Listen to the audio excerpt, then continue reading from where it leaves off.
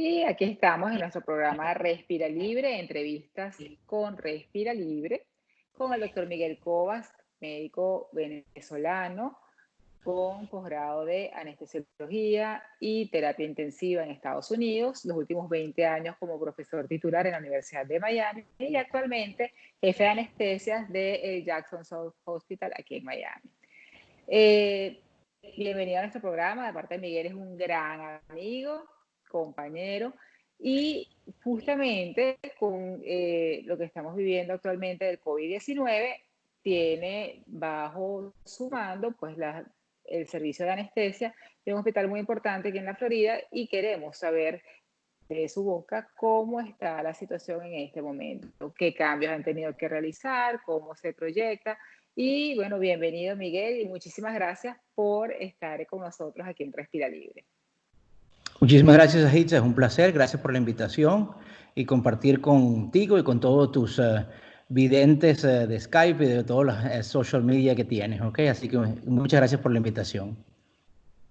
Cuéntanos qué cambios han tenido que hacer en cuanto a, para que la gente conozca, en cuanto a la parte de anestesiología, de las cirugías electivas, cómo han pasado, qué es lo que está sucediendo en estos momentos, cómo están trabajando y cómo está el movimiento bajo el servicio que tú estás de jefe. Bueno, ¿cuánto tiempo tienes? Porque puedo demorar como Tenemos 3 horas. tenemos Menos todo media hora para ti, completa. Bueno, mira, desde principios de marzo, que ya sabíamos que venía la epidemia de COVID para acá, para Florida, y mucho antes incluso hemos estado tratando de buscar la forma de tratar a estos pacientes. Es un cambio enorme en el sentido de la cantidad de cosas que tienes que hacer para el cuidado de estos pacientes apropiados desde el punto de vista no solamente anestésico, sino desde el punto de vista del manejo de la vía aérea. Como todos sabemos que muchos de estos pacientes, un porcentaje, por aproximadamente 5% de los que llegan, de los pacientes infectados, van a necesitar terapia intensiva, van a necesitar cuidados críticos de alguna forma. Y en mi hospital, nosotros somos los que hemos sido, digamos, hemos decidido que nosotros, siendo los expertos de la vía aérea, somos los que vamos a estar encargados de intubar a la gran mayoría de estos pacientes.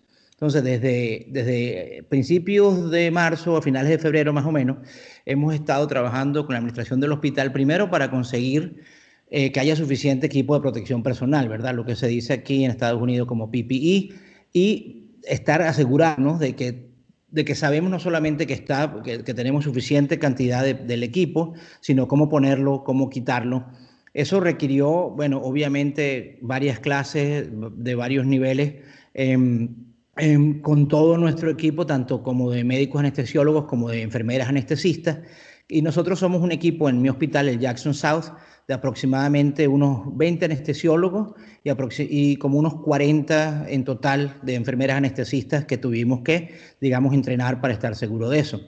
Pero realmente el cuidado de estos pacientes es mucho más que no solamente la ropa que uno tiene que vestirse, también es decidir qué equipo va uno a utilizar, ¿verdad? Y bueno, uno simplemente leyendo y sabiendo cómo es la enfermedad y el tipo de precauciones que uno tiene que tomar, también había que equiparse mucho en cuanto a los equipos que uno tenía que utilizar, porque con estos pacientes lo que vamos a utilizar, y cuando digo estos pacientes en general, al principio no sabíamos cuáles pacientes eran positivos, ¿verdad? Entonces, cuando digo estos pacientes es todos los pacientes que podían ser positivos, que era la gran mayoría, porque en el principio nadie tenía test, nadie tenía ni forma de saber lo que sí o que no. La gran mayoría de estos pacientes tenían que ser intubados de una forma, tratar de proteger a las personas que estaban ahí lo más posible. Entonces, eso incluía el uso del videolaringoscópico, ¿verdad? Yo me imagino que tú estás muy familiarizada con estos instrumentos también, con un GlideScope o con un CMAC, que es lo que llamamos un videolaringoscopio, básicamente. Sí, algo para que observar para poder hacerlo Exacto, precisamente, para que la gente para entienda un tratar de poco. mantener tu cara alejada de las cuerdas vocales, básicamente. Exactamente. Tratar de en lo más posible mantener tu cara alejada de las cuerdas vocales y tratar de verlo todo en una pantalla en vez de tener que verlo por laringoscopía directa, ¿verdad? Entonces había que estar simplemente, también nos tuvimos que estar seguros de que teníamos suficientes videolaringoscopios, compramos suficientes desechables, porque tampoco la gente no va a querer estar, digamos, tocando y desinfectando todo esto. Entonces usamos los desechables y asegurarnos que tenemos una cantidad suficiente, porque esto va a permanecer con nosotros por mucho tiempo. Claro, pero es bueno acotar aquí que los primeros infectados en China fueron los anestesiólogos y los otorrinos, precisamente por estar con la vía aérea y los que estaban en quirófano. Por eso este tipo de medidas que tienen que tomar ustedes. Nosotros estamos en los grupos de más riesgo precisamente porque estamos ahí. O sea, las intubaciones son lo que se considera un procedimiento de alta aerosolización, o sea, que se produce mucho aerosol del virus y obviamente uno está muy cerca de ahí. Entonces, otra de las cosas que uno hace, por ejemplo, es que uno empezó a conseguir montones de bolsas de basura que fueran transparentes para que entonces uno las ponía encima del paciente. Entonces uno utilizaba el laringoscopio y uno ponía una bolsa de basura transparente encima para tratar de que hubiera otra barrera, pues, o sea, entre la vía aérea del paciente y el que estaba intubando. Por supuesto, doble máscara, con una N95 y una N95 y otra encima para proteger a la N95, porque las N95 no se pueden realmente, con la demanda que hay, no se pueden pretender de que cada caso va a ser una N95. Si el paciente es negativo o tiene poco chance de tener COVID, nosotros usamos la misma N95 durante todo el día y la volvemos a reesterilizar. Pero igual entonces ponemos una máscara encima de la N95 y protección ocular también. Exactamente. Y en el caso de todo el personal, están haciendo eso, tanto anestesiólogos como el circulante de anestesia, como el cirujano general, ¿todo el mundo está teniendo la misma protección? Buena pregunta. Últimamente, bueno, primero todas las cirugías que son electivas fueron canceladas por orden del gobernador y por los hospitales, porque nadie quería tampoco operarse y todo lo que representa tener un servicio de cirugía andando y un servicio de anestesia andando con el gentío en la parte en el área de holding o en el área de recuperación. Eso realmente iba contra cualquier sentido común en cuanto a agrupar gente. Entonces, todas las cirugías prácticamente se pararon a principios de marzo, aproximadamente por ahí por el 11 de marzo, todo se paró. Y entonces los casos que se hacían eran puras emergencias. Pero entonces surgía la muy buena pregunta que tú acabas de hacer, bueno, ¿cómo se viste cada persona que va a estar ahí? Porque realmente, al principio, uno nunca sabe qué pacientes tienen, pero hay veces, la mayoría de los pacientes llegaban, por ejemplo, con una apendicitis, no tenían fiebre, no tenían ningún tipo de cuestión respiratoria y tampoco, digamos, tampoco se justificaba usar completamente el traje de astronauta por una persona que a lo mejor o sea, lo más probable era que no tuviera COVID, o al menos no lo tuviera de forma sintomática. Eso es otro tema completamente, lo que se transmite, lo que no se transmite. Pero entonces la decisión fue que los anestesiólogos íbamos a estar con la protección de la N95, o sea, doble máscara, doble protección ocular, pero la otra gente de quirófano iba a salir de quirófano, o sea, estaban afuera durante la intubación. Y una vez que ¿cuánto tiempo afuera?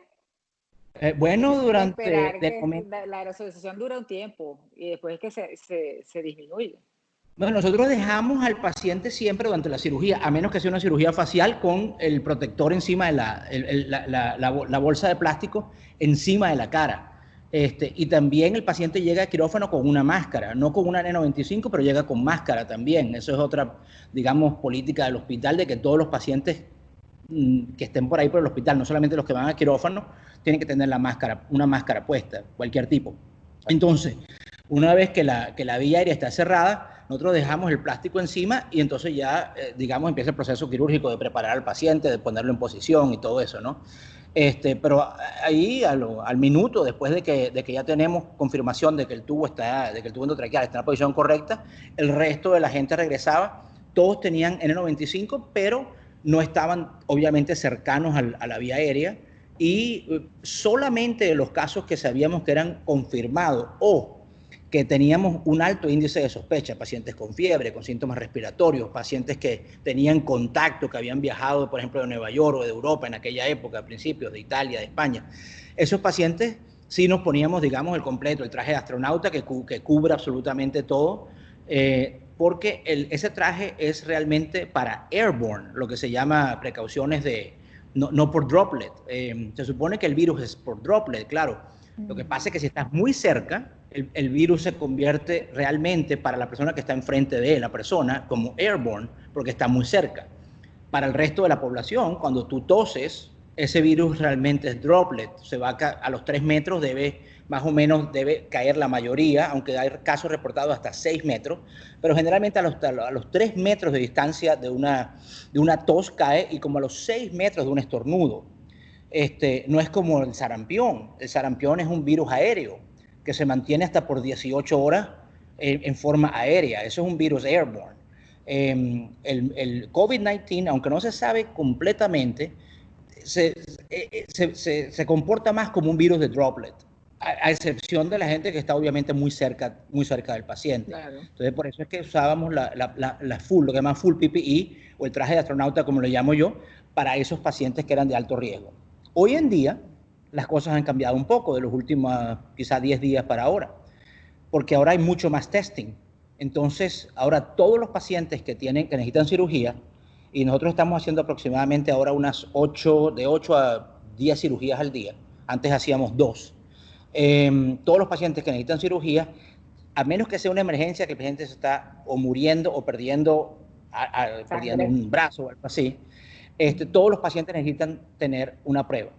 Y a pesar de que la prueba no es 100% fidedigna, sabemos que hay un porcentaje de falsos negativos. Bueno, sí. Pero por supuesto, es una medida de seguridad saber que el paciente no tiene síntomas y tiene la prueba negativa. Exactamente. En cuanto a la disponibilidad de camas que dispuso el hospital, la previsión para pacientes para respirador, ¿cuántos pacientes han sobrepasado su expectativa? ¿Han tenido que abrir un área nueva para la parte de terapia de respiración asistida? ¿Han tenido que facilitar espacio quirúrgico para terapia de respiración asistida, como ha pasado, por ejemplo, en Ecuador, como ha pasado en otros países?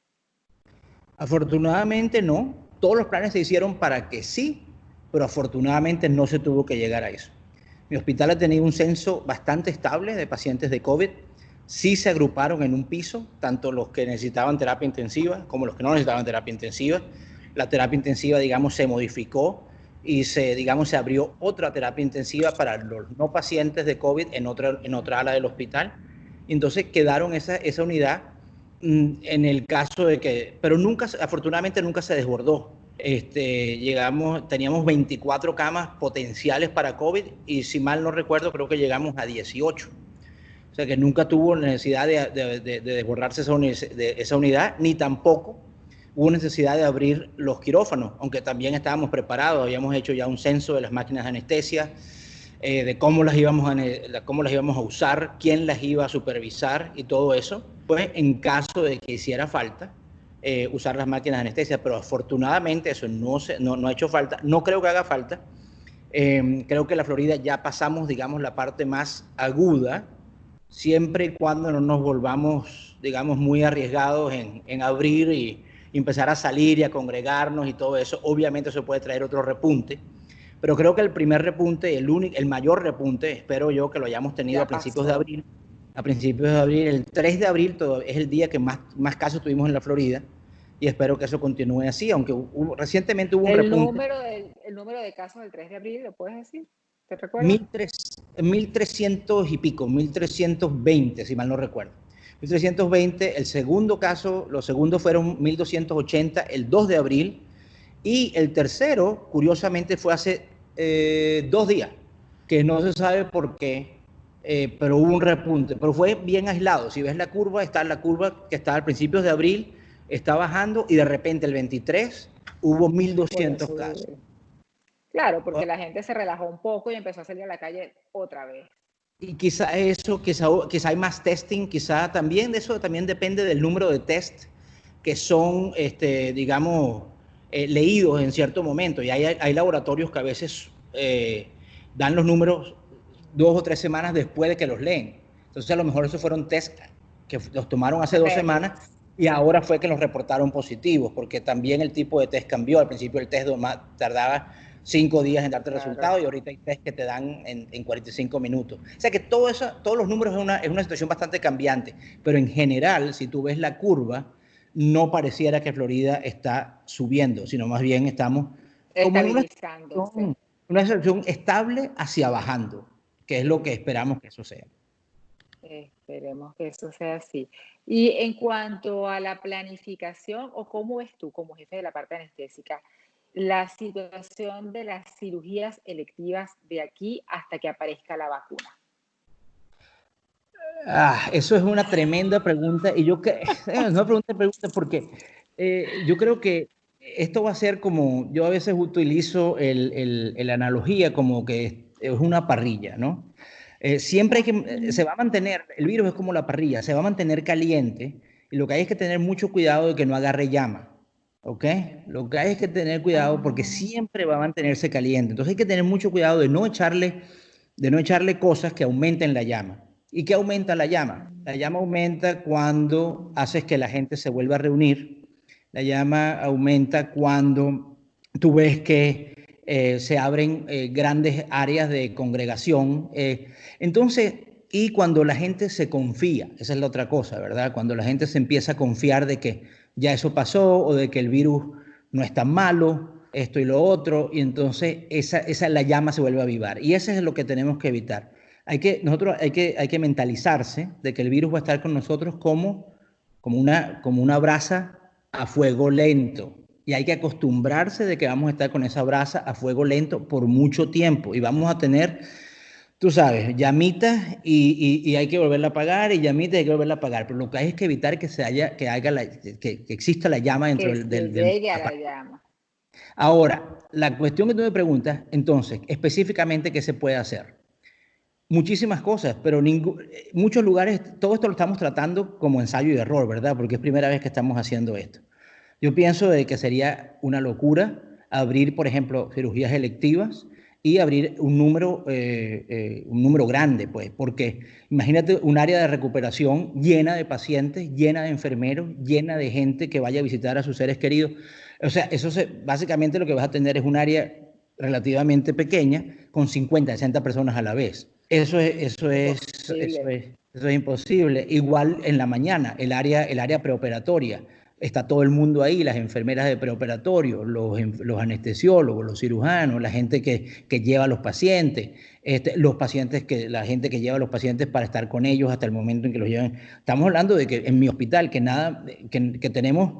no tenemos tantos quirófanos y yo en la mañana yo cuento 60, 70 personas ahí en el preoperatorio. Eso no puede ser. Eso de alguna forma, y yo no sé, habrá que discutir esto. Por ejemplo, habrá que hacer quizás menos quirófanos, pero por mucho más tiempo. A lo mejor en vez de abrir, no sé, 15 quirófanos, vas a abrir 8 por la mañana y abres 8 en la tarde para que no haya, para distribuir el número. A lo mejor tienes que abrir, yo pienso que a lo mejor hay que abrir un schedule de sábado, un schedule de domingo, simplemente porque igual que uno trata de aplanar la curva, hay que mantener la distancia en cuanto a cirugía, en cuanto a la gente.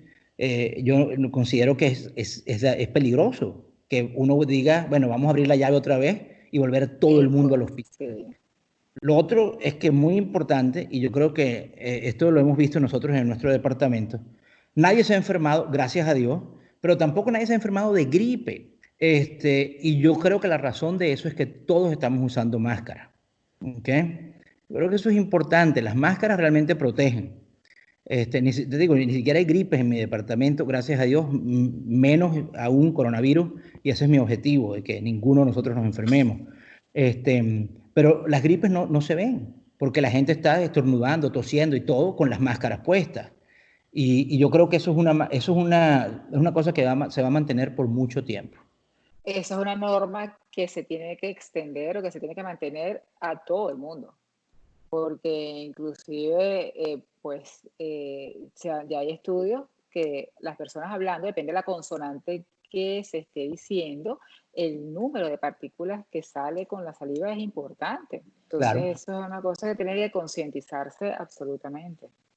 Sí, y cada vez hay más estudios que dicen que hay un porcentaje de la población, quizá que nosotros ni uno se da cuenta de que es positivo, porque hay un gran porcentaje que es asintomático y que a lo mejor está esparciendo la enfermedad sin saberlo, porque no hay suficientes pruebas, ¿verdad?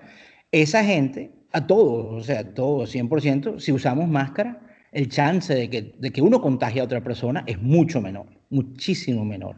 Si las dos personas están usando máscara, entonces el chance todavía es mucho, mucho menor. Estamos hablando ya del menos del 1% posiblemente, en cuanto uno piensa la transmisión que pasa entre los dos, que pasa un fomite, unos fomites entre una máscara y otra máscara. Es muy, muy, muy, muy pequeño, sobre todo si uno mantiene una distancia.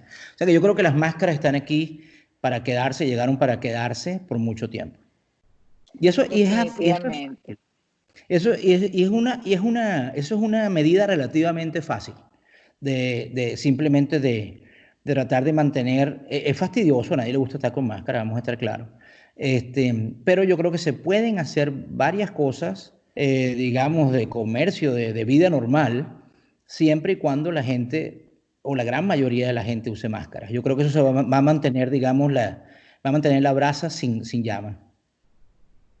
Sí, hasta el tiempo que lo que se estima es que, bueno, lo que salga la vacuna, periodo 6 meses, un año, hasta que la mayoría de las personas realmente haga su inmunidad y se pueda tratar de aumentar todo lo que sea la parte de reuniones y en cuanto a lo que sea el servicio de cirugías electivas, cirugías largas como cirugías estéticas amplias, todas estas cosas que en este momento no son prioritarias. Como jefe de ese departamento, ¿cuándo estimas tú que las podrían autorizar? Mira, nosotros vamos a empezar a tener cirugías, digamos, no completamente electivas, pero vamos a llamarlas, digamos, necesarias. Electivas necesarias, o sea, pero cirugías necesarias a partir más o menos ya quizás de mediados a finales de la semana que viene. Recuerda que todavía hay una orden del gobernador que dice que están prohibidas las electivas, o sea que las electivas como tal, y eso incluye las estéticas, e incluye muchas cirugías electivas, la hernia que no molesta, la hernia que es reducible, todo eso, pues hasta el 11 de mayo, por orden del gobernador, no se puede hacer. Claro, el gobernador en algún momento quizá pueda levantar la orden o modificarla, pero hasta ese momento no pareciera. Sin embargo, la mayoría de los hospitales están ya empezando a hacer, digamos, cirugías necesarias. El tiempo, como te digo, va a ser difícil de determinar con Estimar. seguridad, sobre todo si se vuelve a ver un pico de casos, ¿no? Todo esto lo que lo estamos viendo es a ver qué tal, como si se mantiene la curva baja, ¿no? Si se vuelve a mantener y se vuelve a subir los casos, entonces posiblemente vayamos a tener que hacer un poquito más de restricción. Pero yo pienso que mayo en general, o sea, en general como mayo probablemente sea como un mes como híbrido en cuanto a cirugías que se hagan, la mayoría siendo necesarias, Necesarias. ¿ok?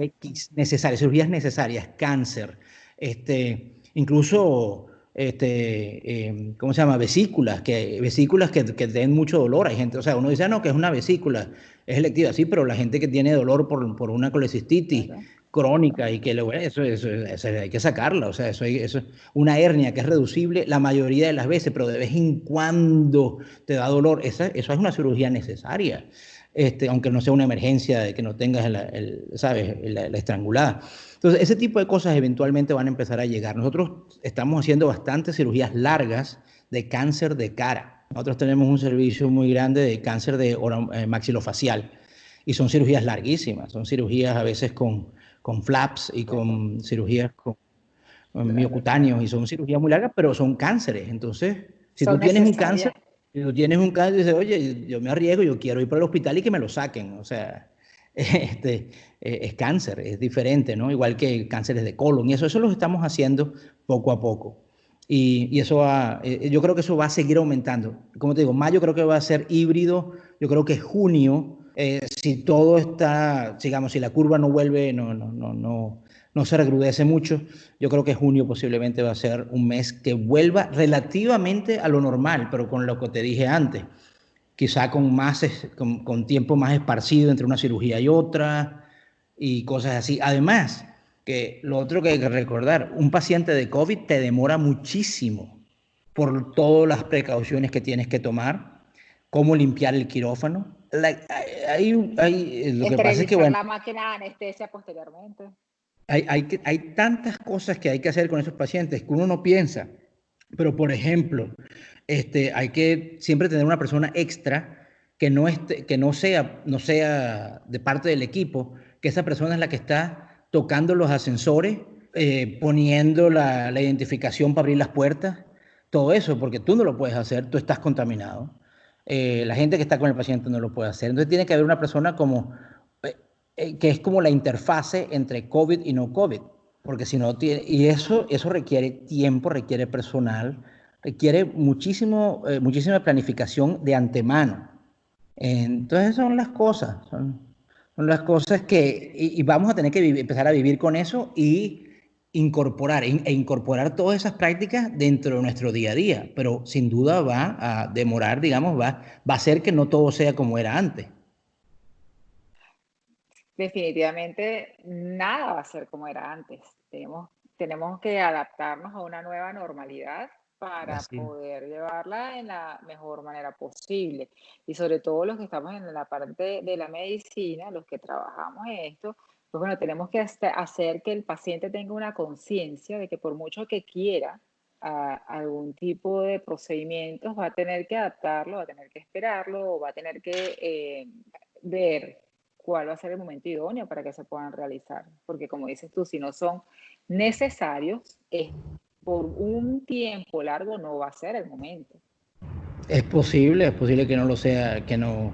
Además, no solamente eso, hay muchos pacientes, estoy seguro que tú has oído, hay muchos pacientes que no van al hospital. La gente se pregunta, ¿dónde están los infartos? ¿Dónde están los strokes?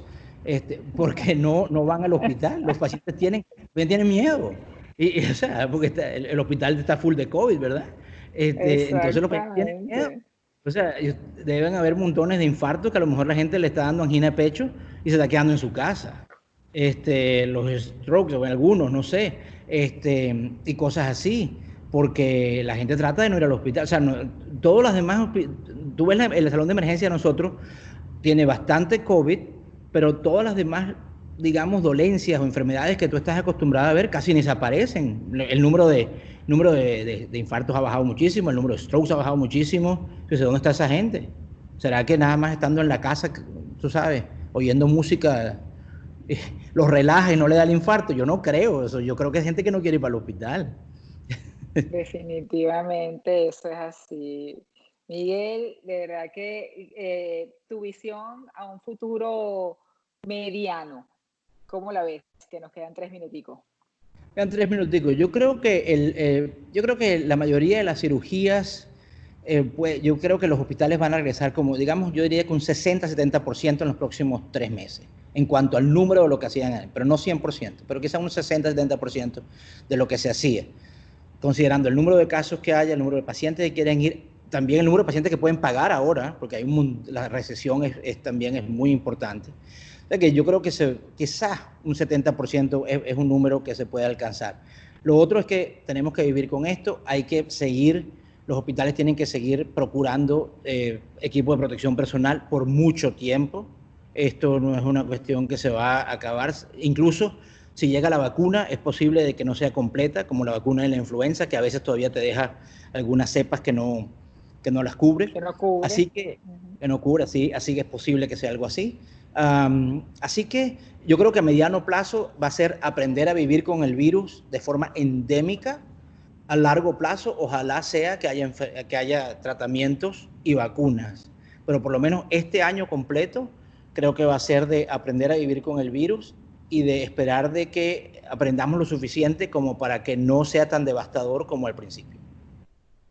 Definitivamente. Muchísimas gracias, Miguel, por habernos dado esta entrevista, por darnos una visión exacta de lo que está pasando en el estado de la Florida en este momento. Y bueno, ¿podrías darnos tus redes sociales para alguna pregunta, algún contacto? Ah, Sajita, te pueden preguntar, yo no tengo.